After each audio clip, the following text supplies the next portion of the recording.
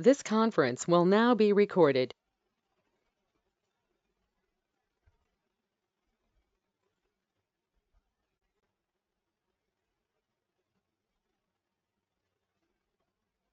Hi all, good morning, good evening. Welcome to another session of day one of JMeter Beginner to Master with Groovy scripting and Dynatrace integration. So yesterday was our demo session in which we went through all the different topics which we are going to cover as part of this training program.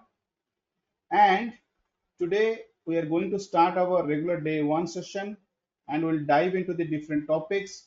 So as we saw yesterday, the first topic which we are going to cover is our performance testing introduction. Okay, so let's start the session for today. Let me share my screen.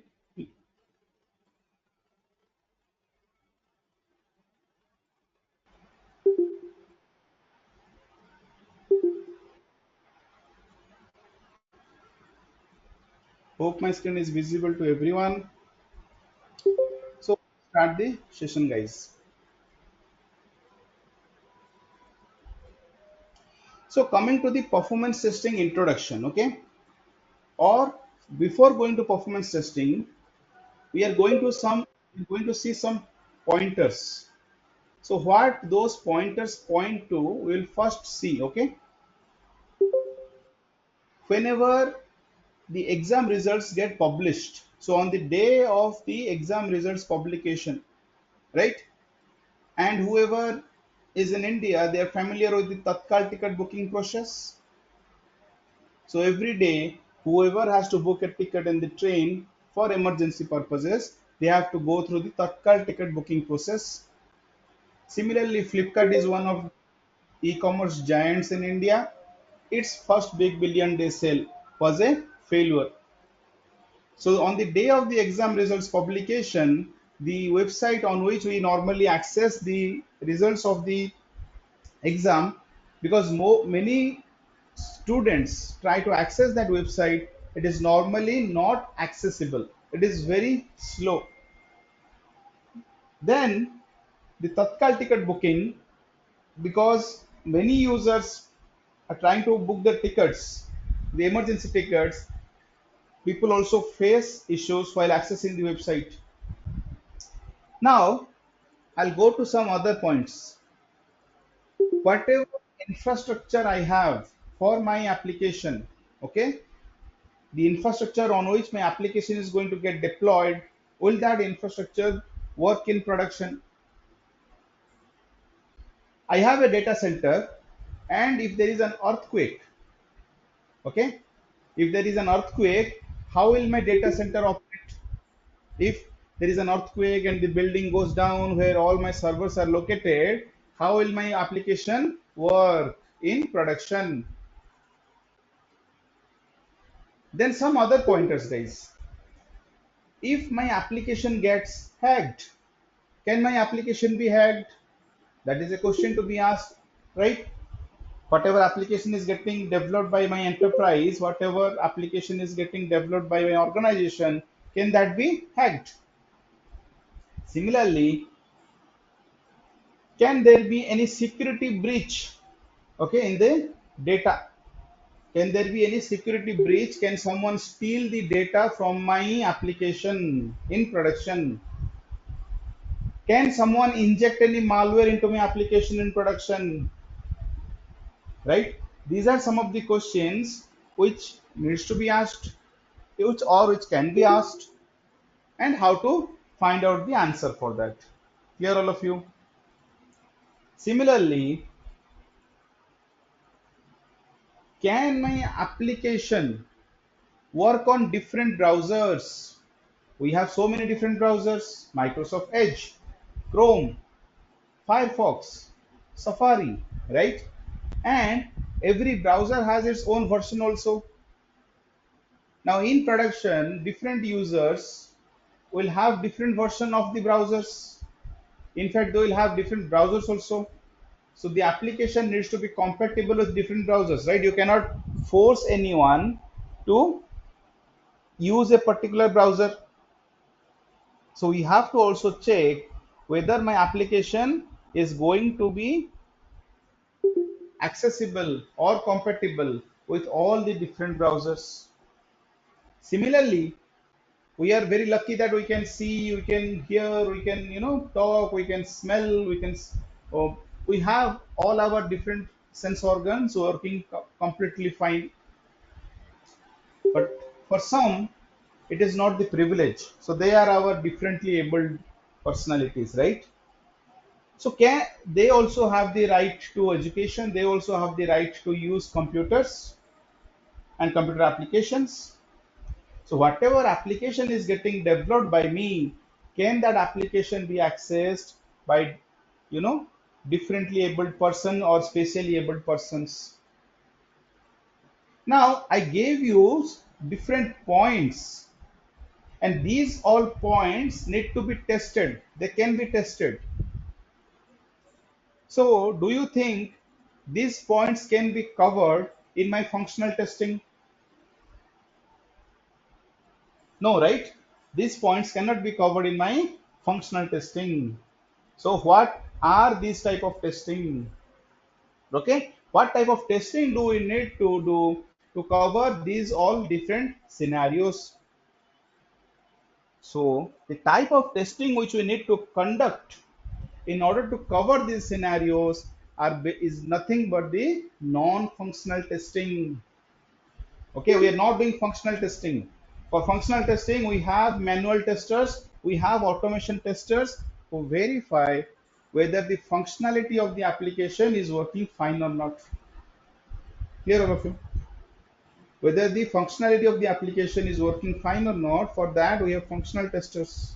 But the points which I told are not related to the functionality of the application.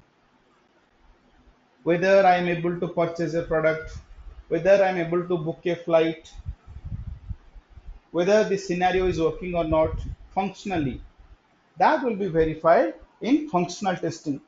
But the points which I told for testing, they do not belong to functional testing, they are the non-functional testing. Based on the different points which we saw, we have different types of testing in case of non-functional testing. Okay, first we saw about the application becoming slow on the day of the exam results publication. Now that in that case, the website doesn't have a problem, right? The results will get displayed. The functionality based on which the results will get displayed, we are not saying that it is not working. That is working, but the website is not accessible. Are you clear, all of you? The website is not accessible. So the performance of the application is not good. The application is not fast enough so that the users can access it properly. So for that, we have performance testing. Then I told you, if there is an earthquake and my data center building collapses, what happens to my business? What happens to my application? Will my business run or not? Will my application run or not? So for that, we do different types of testing that comes under the site reliability testing. Okay. Then comes the security testing. Can the application be hacked? Can the data be breached? Can malware be injected? All the different aspects can be checked under the umbrella of security testing. Clear, all of you?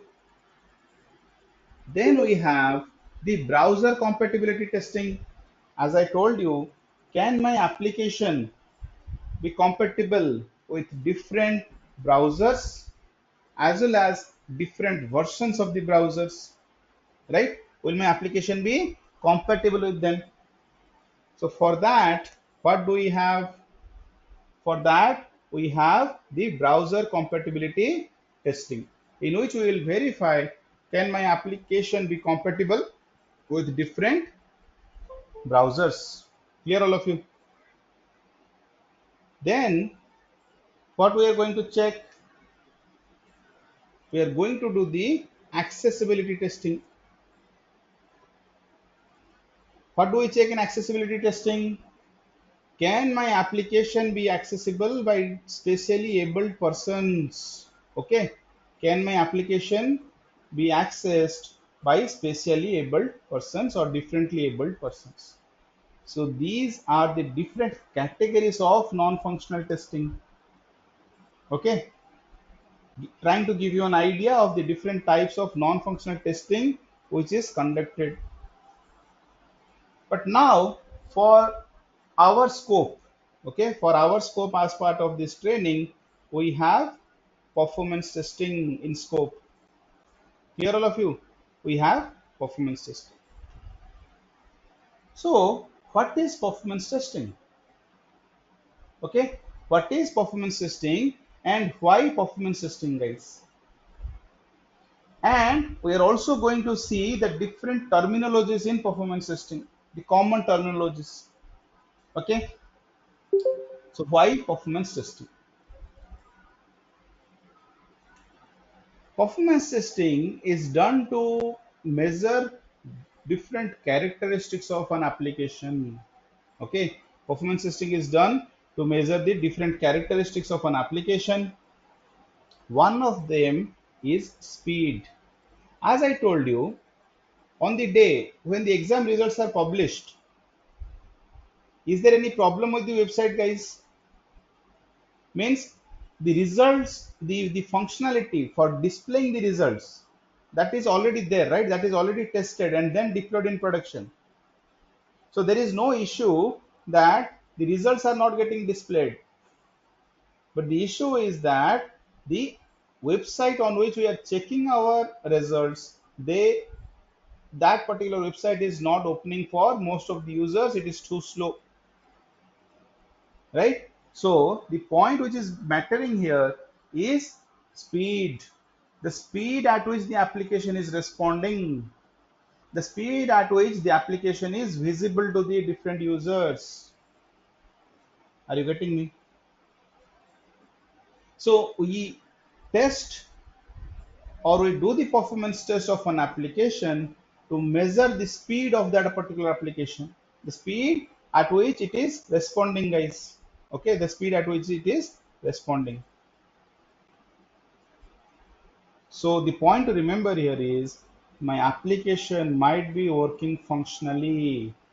Functionally, there are no defects. But if it is not responding, if the performance is not good, if the application is not fast enough, it will create irritation for the users. The users are not going to have a good user experience. And let's say we will talk about e-commerce. There are so many e-commerce portals, right? If a user doesn't like one portal, he or she will suddenly jump to another portal to buy the product. For us, it is just one user who is going from one application to the other. But for the owner of that e-commerce portal, they are losing one customer. Remember that. Many times the customers are not able, the customer means the client. Okay, the client is not able to understand the importance of performance testing. Okay, why performance testing is required? Many times the client is not able to understand the importance. So when the performance testing is not done properly, the application is not fast enough, then the users are not going to have a good user experience and they are going to jump to another application which might be the competitor of that particular previous application. Speed matters, guys. Speed matters. Nowadays, the users are very impatient, right? That is why even for ads of 5 seconds, YouTube asks us to go ad free. Different portals ask us to go ad free. Why? Because they know that the users have now become impatient. They do not have the patience to watch ads. Similarly, if the application is not fast enough, the performance is impacted, then the user experience will also get impacted. As a result, it will result in the loss of a customer. the customer footprint is going to decline. Next, guys, the next factor, the next parameter for which we do the performance testing is scalability.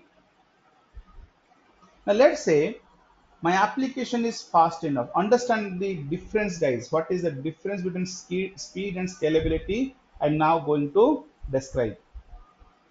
Just imagine there is no issue with the speed. My application is responding very fast, and it is responding very fast when, let's say, 1000 users are accessing the application concurrently. Remember these terms. 1000 users are accessing the application concurrently means the application is being used by 1000 users at the same time. So in that case, let's say my performance is good. Now, for us, any application might just be another application. But for the customer, for the client, it is one business, right? It is a mode of business. Every businessman wants to increase their profits. Now, for increasing the profits, they need more and more sales. For more and more sales, they need more customers. At the end, they want to increase the number of users who are accessing their application, right? So today, let's say there are 1000 customers for any particular application. That application owner will definitely want 2 years down the lane, 3 years down the lane, the number of users become 3000 to 4000. No customer, no application owner would want that the customer count remains fixed or constant over the years, right? Now, the point I'm trying to say here is my application might be very fast for 1000 users accessing the application at the same time. But let's say that 1000 users becomes 3000 users, means 3000 users are accessing the application at the same time. So is my application still going to be able to provide the same performance to those 3000 users or additional 2000 users? Is my application able to provide the same performance to those additional 2000 users? That I have to measure. Clear, all of you? So is my application scalable? Is my application scalable? That is the meaning of scalability. We are measuring whether my application has scalability, that so that it can cater the same performance to 3000 users as it was providing to 1000 users. Basically, I'm providing numbers to you for your better understanding. Those numbers can change. The point here is where whatever performance it was providing to a particular number of concurrent users, if the numbers of users are increased by 200%, 300%, will my application be able to scale up in order to provide the same level of performance to the increased number of users? Are all of you clear, guys? So that is my scalability. Then comes reliability. Then comes reliability. So let's say my application is having good speed. Okay, it is responding very fast. Let's say my application is scalable, like whatever, means if we are increasing the number of users by 200%, 300%, it is able to provide the same performance to those users also. The question here is the application able to provide that performance for a short duration of time only, or for a longer duration of time? For example, banks, right? Banking applications. Banks have to remain up and running 24 cross 7. The banking applications cannot go down, right guys? They cannot go down. And it has to always provide the same performance to all the users, whoever is using the application at any point of time in the day throughout the year. So my application might be having good performance, my application might be scalable. The question here is, will my application be able to provide the same performance, same scalability for a longer duration of time? That is the question here. So you also want to test the reliability of the application. Here are all of you clear on the three major attributes because of which we do the performance testing? Any queries, anyone? If you have any queries, please unmute yourself and ask the query.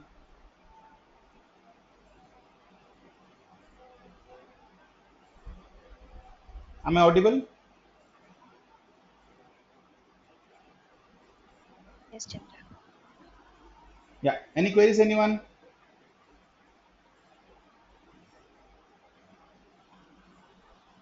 Perfect. So then we'll go to the common terminologies, guys. Okay. In performance testing, what are the common terminologies which we use day in, day out in performance testing? The first, virtual user. Virtual user. So when we do the performance testing, we do not do the performance test with real users. For example, my application has to be tested with 3000 users.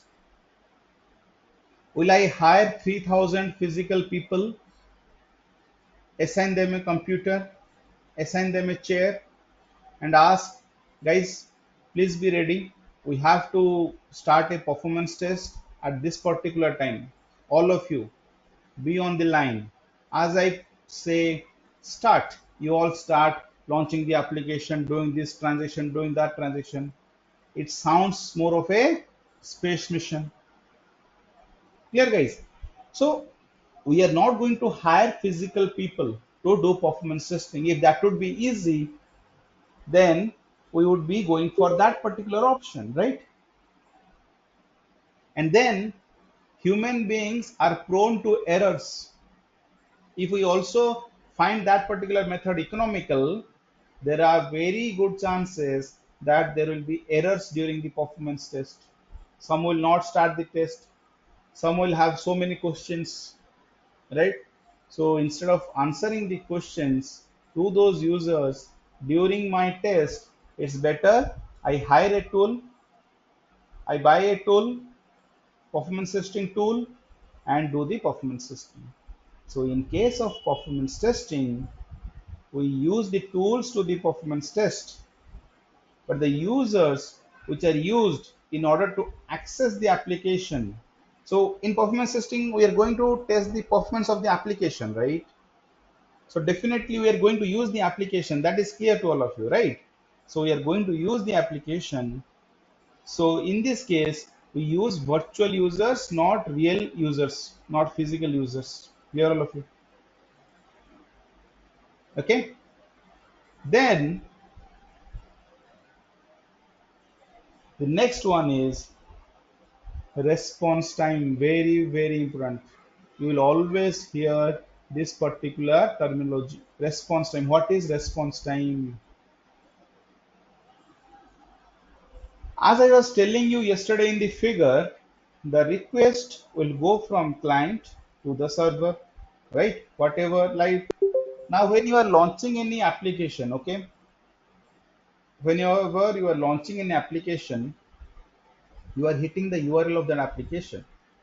And after some time, let's say in 2 to 3 seconds, you see the home page or the landing page of that particular application on your browser. How does that happen? A request. So whenever you launch the URL, a request will be generated.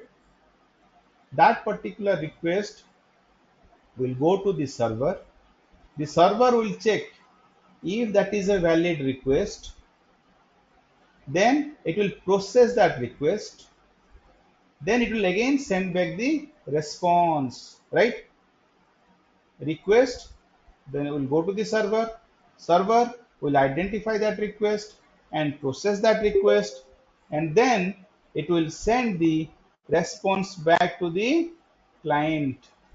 Now, whatever response it has sent back, okay, or whatever time it takes to process that request, right? The server will take some time to process the request or not. It will identify whether it is a valid request. It will then process that request and then send the response. Clear, all of you? So the time taken by the server to process that request plus the response which is transferred from the server to the client, it will be done in the form of data information packets, right? Or bytes. Data gets transferred in the form of bytes, right?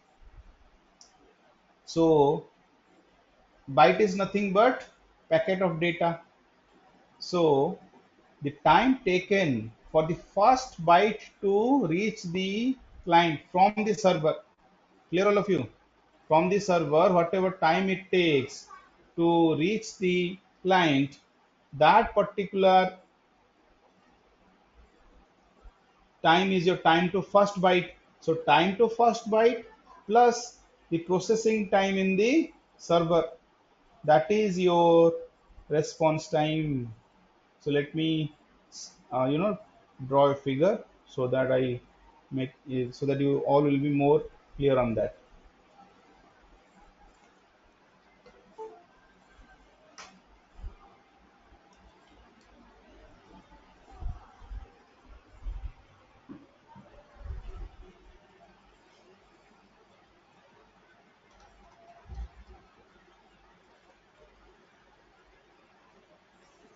This is my client, this is my server.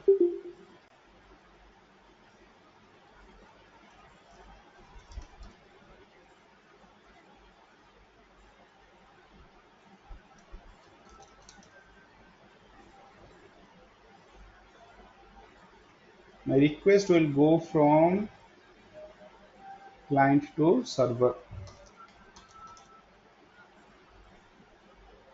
Then the server will process that request, and then the response will come back from the server to the client, right? The server, once it identifies the request, okay, it will take some time to process that request. It will identify that request, then it will process that request. Clear, all of you? The time taken, let's say the time taken by the server to process is x seconds. Then time taken, let's say, for the first byte to travel from the server to reach the client, first byte of the information, guys, right? Then let's say it takes y seconds. That value can be in milliseconds also, so accordingly you will have some value for seconds also, right? Your response time is nothing but x plus y. Here, all of you, x plus y, that is your response time. The time taken by the server to process the request and then send the response back so that the first byte reaches the server. Then the other bytes will come. The other bytes will come and reach the client. But the time to first byte, guys, time to first byte, okay, time to first byte. That, let's say it takes y seconds, server takes x seconds to process that request. X plus y is your response time. Clear, all of you?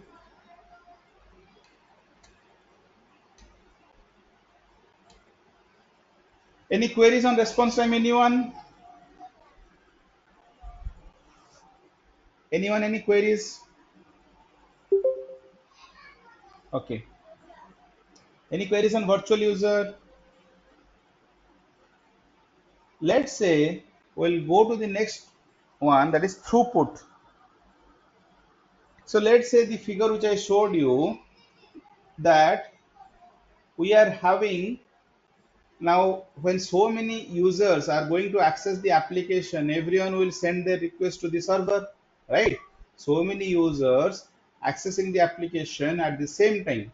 So many requests will go to the server. Now, when those requests go to the server, the request, there will be a definite number of requests going to the server per second, right? So many users are accessing the application. So as a result, so many requests will be going to the server. So there will be a rate at which every second some amount of request will be going to the server. That is known as hits per second. That is known as hits per second. Hits per second. Clear all of you? Number of requests going to the server per second. That is your hits per second. Now, server will process those requests. The server will process those requests. Similarly, per second it will process some requests, right? Per second, some requests will get processed. So processing of requests per second, right? Processing of requests per second. So total number of requests processed. So if I change this, total number of requests processed per second is your throughput. Very important, guys. You will get the questions in the interviews. Okay. Request processed per second is your throughput. Any queries, anyone?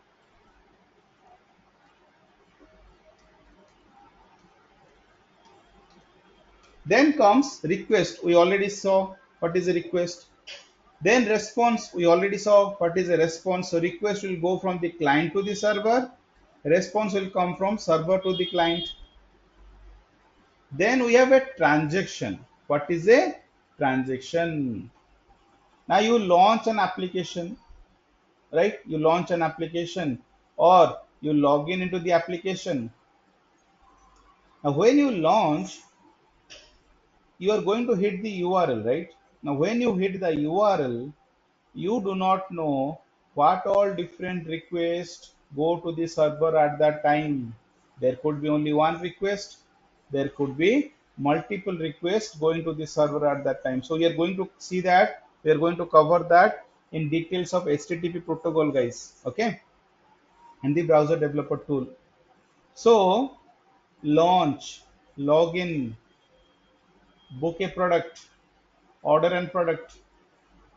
These are different type of transactions which you do.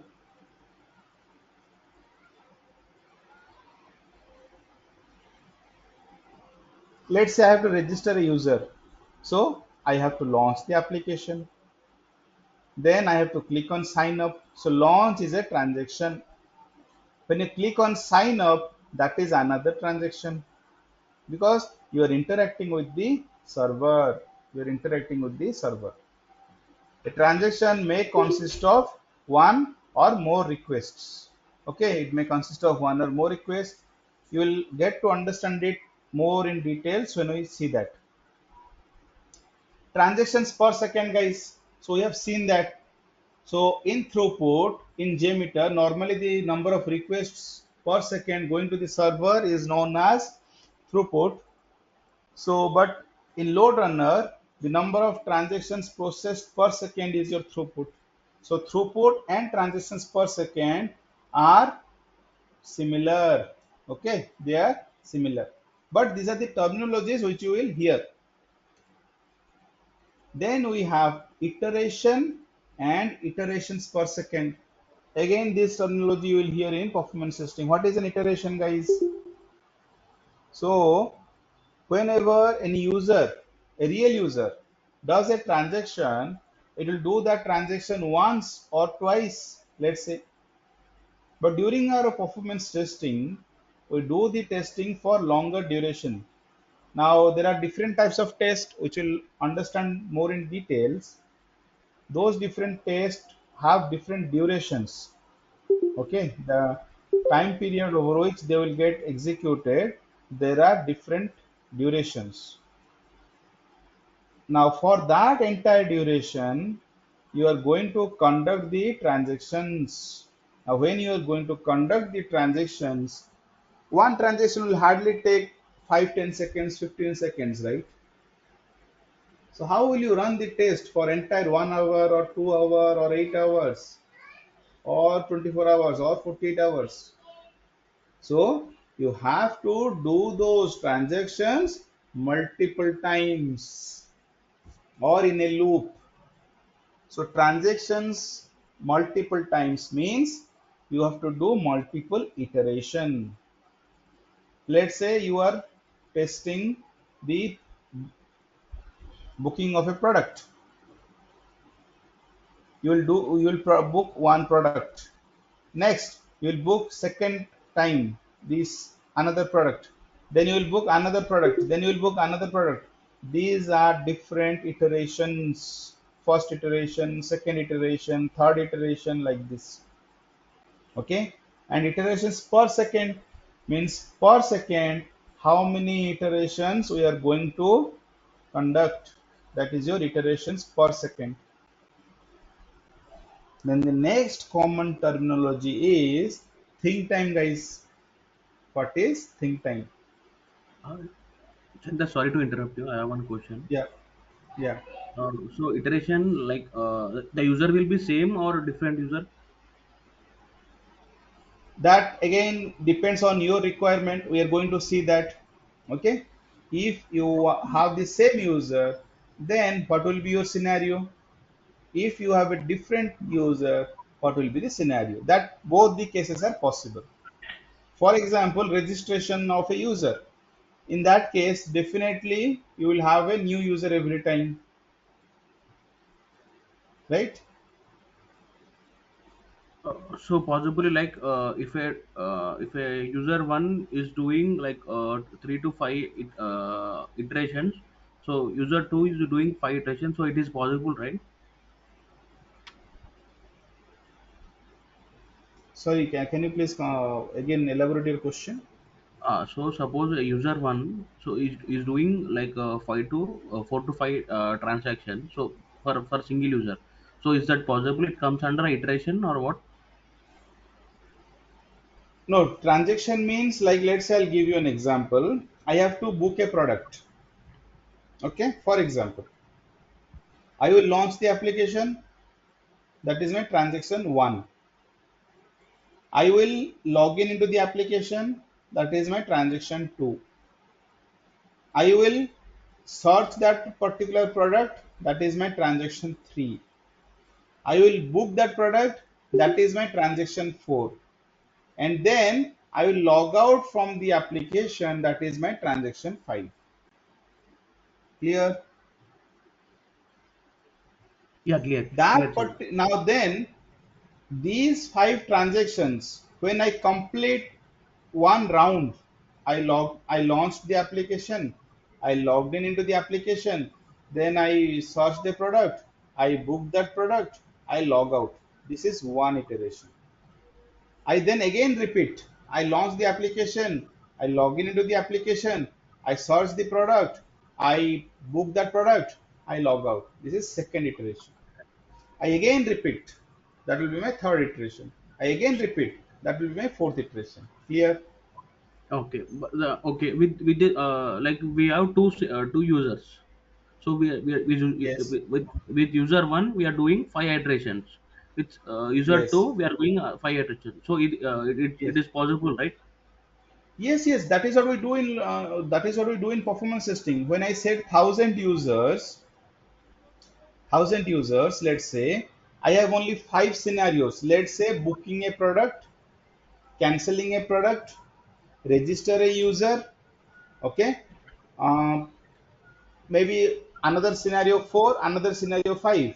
I have only 5 scenarios to test, but I have to do with 1000 users. So I will distribute my users across different scenarios. Okay, okay, okay. And Now I yeah, yeah. definitely, now you understand? So Yes, yes. Like definitely for one. first, So yeah, for first suppose we scenario, have 1,000 users. So for 1,000 users, we are distributing load into five with five five different users. scenarios. Five Correct. Okay. scenarios. So Five. each Okay. scenario will be conducted by, let's say, 200 or 300 users. Again, the user distribution will not be same across all the scenarios. Okay. So for that also, we will see how to identify, the user distribution and all. But different users, different transactions, different scenarios, and they will do multiple iterations. Understood? Yeah, yeah, Chandra. Go. Thank you. Any other Yeah. queries till now, anyone? I have a question. Yeah. So, what is the difference between throughput and transactions per second? Are they both same or? Yes. So if we actually throughput and transactions per second, they both are same. But from a tool point of view, okay, from a tool point of view, load runner considers throughput as transactions per second. Throughput is actually, number of processed requests by the server per second. That is its throughput, right? It is providing that output. Are you getting me? But in Yes. JMeter, what it does, in JMeter, it considers number of requests going to the server per second as throughput. Okay. Okay. But Okay. actually, throughput Okay. and transactions per second are the same. So how it will be determined? Is that value in seconds or like how it will be No, that is determined? no, no, that is a number. No, transactions per second. Per second, how many Okay. requests are getting processed? How many Okay. requests? That will be a number, right? Okay. Number. Okay. Okay. I Yeah. got it. I got it. The unit Yeah. is a number. Yeah. Yes. Sometimes we also, specify that with the help of this much amount of bytes per second, means this much amount of information was processed per second. Understood? The throughput. Yes. Yes. Yes. Yeah. I, So I have one question. So transaction per second and iterations per second is same or different? No, they are different. Transactions per Okay. second, as I told you, launch is a transaction, login is a transaction, search is a transaction, book a product is a transaction, and logout is a transaction. But these 5 transactions together make one iteration, one complete iteration. Okay. Understood? So if I am able to do all these 5 transactions twice per second, so what will I say? I could do 2 iterations per second, but 10 transactions per second. Understood? Okay. Okay. Yeah, I got it. Understood the difference? Yeah. Any other Yes. queries, Yes. anyone?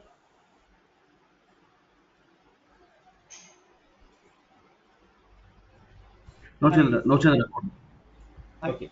Then we come to the next one. Yeah, please go on. hi.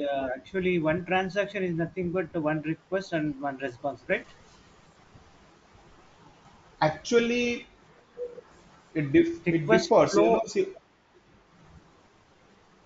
yeah, please go on. yeah.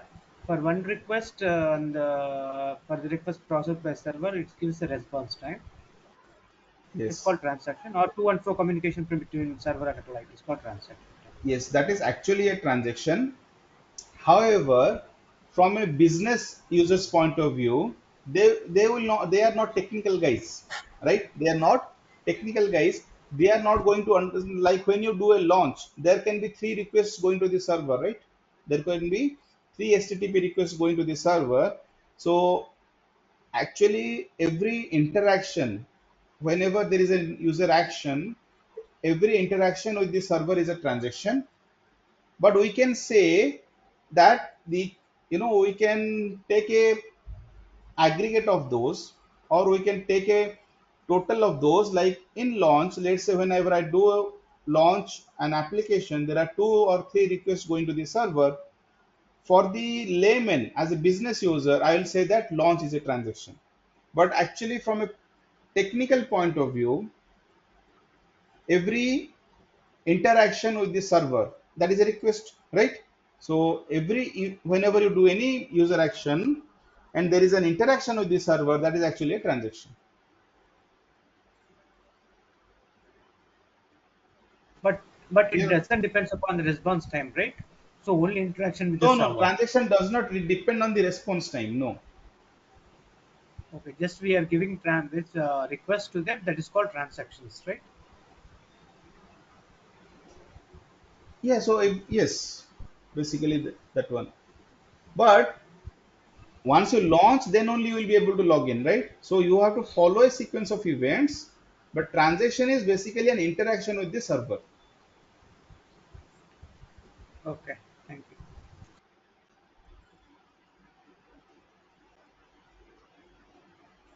Then comes think time. Now, whenever you use any application, like I told you, 5 particular, events like launch, login, search, book a product, and then log out. As a physical user, whenever you are using any application, are you going to, launch the application? As soon as the application is launched, you will log in. As soon as you log in, you will search that product. As soon as you search, you will book that product. As soon as you book the product, you will log out. While telling only, you know people will become breathless. So while navigating also, we do not navigate, very fast. Clear, all of you? Whenever we do the navigations on different applications, there is a gap in between every different transaction. Whatever you do, or every user action whichever you perform, there is a gap between them, right? So we do not do instantaneously. There is a gap. That time duration or that gap which you provide between 2 transactions or 2 user actions, that is known as think time. Basically, the user is thinking what they will do next and then performing the action.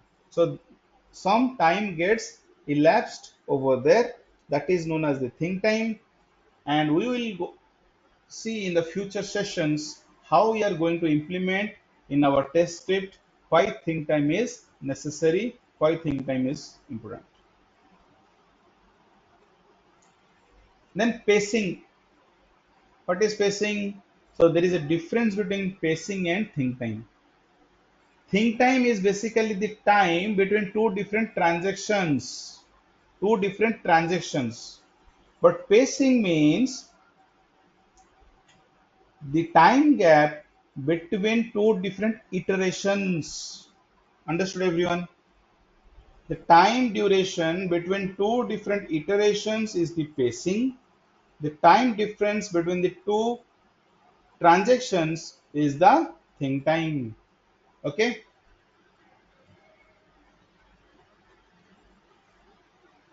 Then we have network latency. What is network latency? Now, as we saw over here, the request will go from client to the server. The response will come from the server to the client. They will pass through a network. They will pass through a network. If the network bandwidth is high, the request will reach faster. If the network bandwidth is low, the request will take longer time to reach the server. Right? To explain that, when you use 4G network and when you used to use 3G network, you can sense the difference in the performance, right? When you use 4G, your application performance become faster. You are able to get the response from the server faster. Similarly, in 5G, the speed is even more faster. So that depends on the network bandwidth. Like if water flows in a thick pipe, water flows in a thin pipe. The amount of water which can flow in a thick pipe will be higher than the amount of water which can flow in a thin pipe. Similarly, in this case also, if your network bandwidth is higher, the amount of information which can transfer from the client to the server or from the server to the client will be higher, right? If the network bandwidth is higher. So that is your network latency, the time taken in the, so the, for example, the time taken for the request to reach from the client to the server, and from this server the response time or the time taken by the response to reach from the server to your client. That is your network latency, guys. That is your network latency. Clear all of you on network latency? Clear?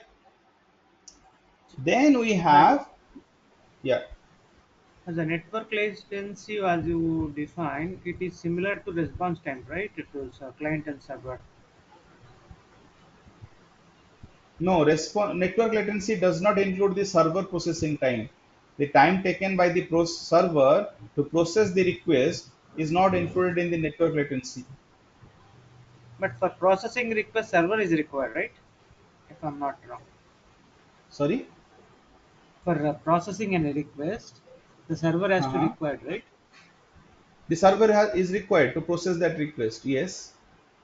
So the time taken between the time taken by process one request from Okay, I'll client tell you an to server. example. I'll tell you an Yeah, yeah. example. You want to eat outside in a restaurant. Today you do not have the intentions of eating at home. You want to eat in a restaurant. You will travel from your home to the restaurant. You will eat in the restaurant. Then you will come back from the restaurant to your home. Okay? You will come back from the restaurant to your home. The time taken by you to reach from the home to the restaurant and from the restaurant to the home, that is your network latency. Today you want to eat, let's say for 1 hour at the restaurant. Will that be included in your traveling time? No, So the no. time you took to eat at the restaurant, that is the time taken by the restaurant to serve you, right? Or basically it processed your desire to eat today. You had an intention to eat outside the to eat outside in a restaurant, and your desire was processed by the restaurant. Now you took longer time to reach the restaurant and you felt more hungry. Is the restaurant responsible for that? No, right? Yeah, sure. You understood my point here? Yeah, yeah, yeah, got it. Got it. The time Thank you. taken by the request to reach from the client to the server, the time taken by the response to reach from the server to the client, that is only your network latency. But Okay, got the it. processing time inside the server, whatever time it takes to process the request, that is not included in the network latency. Am I clear, guys? Okay. Then we come to non-functional requirement. For doing the functional testing, we will have different requirements, right? Negative requirement, positive testing, negative testing, boundary value testing, equivalence partitioning testing. Whoever has done ISTQB, they would all be aware of all these different types of testing, which is done, or testing techniques, which is applied to functional testing. Similarly, for doing the non-functional testing also, we will have the non-functional requirements, like what should be the response time, what should be the number of transactions per second, what should be the number of users with which the application should be tested, So your non-functional requirement will revolve around these terminologies, guys. What should be the server utilization, like CPU utilization, memory utilization, disk utilization? Okay, your non-functional requirements will revolve around those. So based on your non-functional requirements only, you are going to do the testing of the application. Here, we'll see that later. Then comes test script and scenario. What is a test script and scenario? I told you launch, login, search a product, then book that product, then log out. So basically your objective is to book a product, right? And you are going to do that scenario or execute that scenario during your performance testing. For that, you have to develop a test script. We are not going to do performance testing manually with the help of physical users. Rather, we are going to use a performance testing tool. We are going to develop the test script for that, and we are going to use that test script for our execution. And how each of these scenario will get executed, or how each of the business flow will get executed, that we are defining in the test scenario. What will be the number of users? What will be their ramp up? What will be their ramp down? Those all things we check. We'll check that, guys. Okay, we'll see that later. Then comes load generator. What is a load generator? Load generator is nothing but a machine from which you will inject the load, you will generate the load on your application. From your load generator machine, the virtual users will be generated.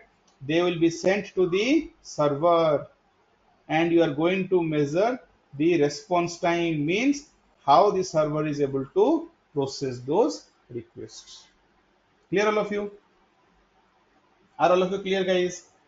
That is your load generator. So load generator is basically a machine from which you are going to inject the load. Now, whenever you test the application manually, you are using a browser, right? You are using a browser to access one web application.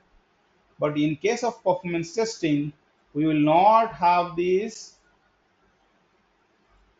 browser during test execution. Rather, we will have our performance testing tool. Here, guys, we'll have our performance testing tool from which we will generate the load. We are going to generate the load, or we are going to inject the request to the server. So this tool will be installed on a machine from where we will generate the load. That is known as the load generator. Clear, all of you? Clear, all of you? Next, we have the different test phases in performance testing. They are requirement gathering, test plan and design, test execution, test results analysis, test reporting. These are the different phases, and we are going to see each of the phases in details. What all different activities we are going to conduct in those different phases. So with this, we'll stop the session for today. Thank you so much for joining.